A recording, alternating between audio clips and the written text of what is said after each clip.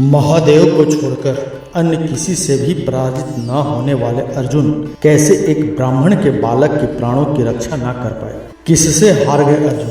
केवल यही नहीं, अर्जुन के साथ इस घटना के दौरान वो हुआ जिसकी कल्पना स्वयं अर्जुन ने भी नहीं की थी। क्या देखा था अर्जुन और क्या हुआ था उस बालक का। इस अचंभित कर देने वाली अनसुनी कहानी को जानने के लिए इस वीडियो के अंत तक बने रहें। और अगर आपको यह वीडियो पसंद आए तो इसे लाइक करें, हमारे चैनल को सब्सक्राइब अवश्य करें। हरिवंश पुराण विष्णु पर्व अध्याय 111 के अनुसार बाण सैया पर सोए हुए पितामह भीष्म की आज्ञा पाकर अर्जुन ने अपने ज्येष्ठ भ्राता युधिष्ठिर से भगवान केशव का जो महात्म बताया वह इस प्रकार है। अर्जुन बोले, पहले की बात है, मैं अपने सगे संबंधियों से मिलने जुलने के लिए द्वारकापुर गया था। एक दिन धर्मात्मा मधुसूदन ने शास्त्रोक्त विधि से एकाह सोम याग की दीक्षा ली। भगवान श्री कृष्ण ज्यों ही दीक्षा लेकर बैठे त्यों ही एक श्रेष्ठ ब्राह्मण ने उनके पास पहुंचकर अपना संकट निवेदन किया और कहा, रक्षा कीजिए प्रभु, रक्षा कीजिए। भगवान श्री कृष्ण बोले, द्विजश्रेष्ठ, तुम्हें डरना नहीं चाहिए, मैं तुम्हारी रक्षा करूंगा, बताओ क्या हुआ। ब्राह्मण ने कहा, महाबाहो, जब जब मेरे पुत्र पैदा होते हैं तब तब काल उसे हर ले जाता है। इस प्रकार मेरे 3 पुत्र हर लिए गए, अब 4था पुत्र होने वाला है, अतः आप ही उसकी रक्षा करने योग्य हैं। तब भगवान गोविंद ने मुझसे कहा, पार्थ, मैं तो यज्ञ की दीक्षा ले चुका, परंतु सभी अवस्थाओं में भी ब्राह्मण की रक्षा तो करनी ही चाहिए। तब मैंने श्री कृष्ण से कहा कि आप मुझे इस कार्य में नियुक्त कीजिए, मैं इस ब्राह्मण की भय से रक्षा करूंगा। मेरे ऐसा कहने पर जनार्दन मुस्कुराकर मुझसे बोले, क्या तुम रक्षा कर लोगे। उनकी यह बात सुनकर मैं लज्जित हो गया। तब मुझे लज्जित जानकर जनार्दन ने फिर कहा, न श्रेष्ठ, यदि तुम रक्षा कर सको तो जाओ। इसके बाद चारों ओर से विशाल विष्णु सेना से घिरा हुआ मैं उस ब्राह्मण के गांव पहुंचा और वहां डेरा डाला।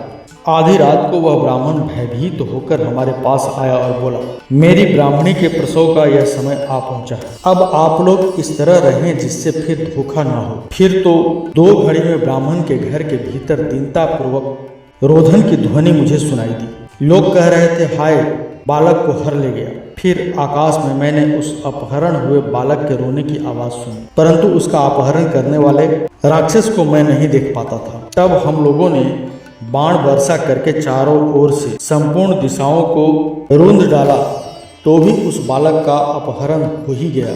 उस कुमार का अपहरण हो जाने पर ब्राह्मण ने उस समय मुझे अत्यंत कड़वी खरी खोटी बातें सुनानी शुरू कर दी। दुर्मते, तूने कहा था कि मैं रक्षा करूंगा, किंतु रक्षा नहीं की। तू भगवान श्री कृष्ण के साथ सदा व्यर्थ ही स्पर्धा रखता है। यदि वे भगवान गोविंद स्वयं यहाँ होते तो यह दुर्घटना नहीं होने पाती। तूने तो घोषणा की थी कि मैं रक्षा करूंगा, परंतु तू रक्षा करने में समर्थ नहीं। तेरा यह गांडीव धनुष व्यर्थ है, तेरा पराक्रम और यश तो व्यर्थ ही है। उस ब्राह्मण से कुछ न कहकर मैं वृष्णि और अंधक वंश के उन राजकुमारों के साथ प्रस्थान होकर उस स्थान पर आया जहाँ श्री कृष्ण विराजमान थे। द्वारका में पहुंचकर मधुसूदन का दर्शन करके मैं लज्जित एवं शौक से संतप्त हो उठा। गोविंद ने मेरी इस अवस्था को लक्ष्य किया। इसी बीच में उस ब्राह्मण ने वहां आकर श्री कृष्ण के सामने मुझे निंदित वचन कहना आरंभ कर दिया। मैंने इस नपुंसक की बात पर विश्वास कर लिया। जहाँ प्रद्युम्न, अनिरुद्ध, बलराम, राम और श्री कृष्ण भी रक्षा करने में असमर्थ हों, वहाँ दूसरा कौन कर रक्षा कर सकता। झूठी आत्म प्रशंसा करने वाले इस अर्जुन के धनुष को भी धिक्कार है। वे ब्राह्मण जब इस प्रकार आक्षेप करने लगे तब अर्जुन वैष्णवी विद्या का आश्रय लेकर यमलोक में गए। वहां ब्राह्मण के बालक को न देखकर वह क्रमशः इंद्र, अग्नि, निरति, सोम की उदीची तथा वरुण, इन सबकी पुरी में गए। फिर वे अपना अस्त्र शस्त्र लेकर रसातल तथा स्वर्ग में भी गए।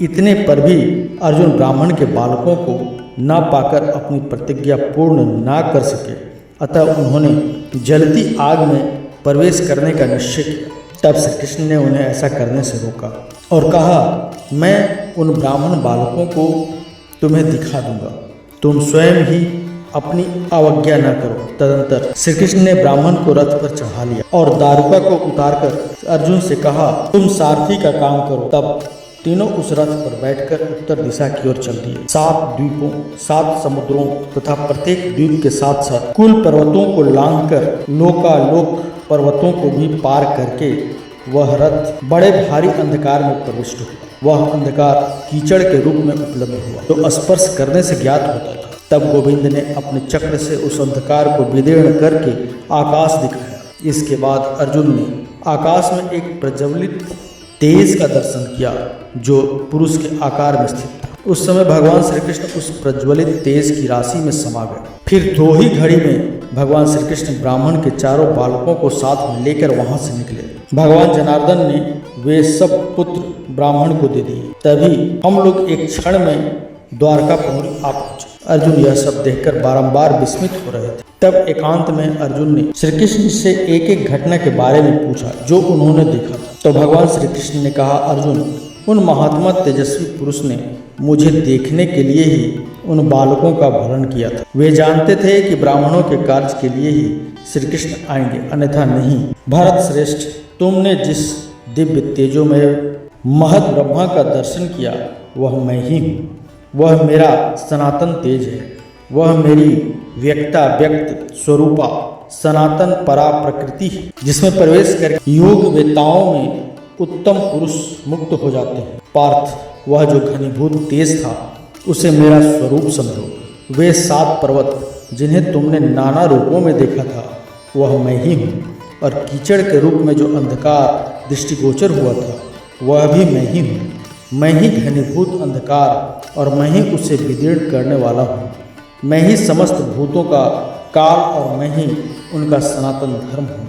इस बात को तुम अच्छी तरह से जान लो। धनंजय, मैं तुम्हें प्रिय हूँ और तुम मुझे, इसीलिए मैं तुमसे इस रहस्य का वर्णन करता हूँ, अन्यथा कदापि नहीं कर सकता। अंत में अर्जुन युधिष्ठिर से कहते हैं, राजेंद्र, उस समय प्रसन्न हुए श्री कृष्ण ने जब मुझे इस प्रकार का उपदेश दिया, तब से मेरा मन सदा उन्हीं जनार्दन में संलग्न रहने लगा। इस प्रकार मैंने केशव का महात्म प्रत्यक्ष देखा और सुना है, जिसके विषय में आप मुझसे पूछ रहे थे। मैंने जो कुछ देखा और जाना है, भगवान जनार्दन उससे भी महान है। जय श्री कृष्ण। आज की वीडियो में बस इतना ही। आशा करते हैं कि आपको हमारा यह वीडियो पसंद आया। कृपया इसे लाइक करें और चैनल को सब्सक्राइब अवश्य करें, साथ ही साथ शेयर करें। किसी भी प्रकार की त्रुटि के लिए आप सबसे क्षमा याचना करते हुए आपसे निवेदन है कि प्रेम पूर्वक परम पिता परमात्मा को मन में धारण करें और बोले, वैदिक सनातन धर्म की सदा ही जय हो। तो आज के लिए इतना ही। मिलते हैं अगले वीडियो में एक नई खास जानकारी के साथ। तब तक के लिए देखते रहिए संस्कृति दुनिया।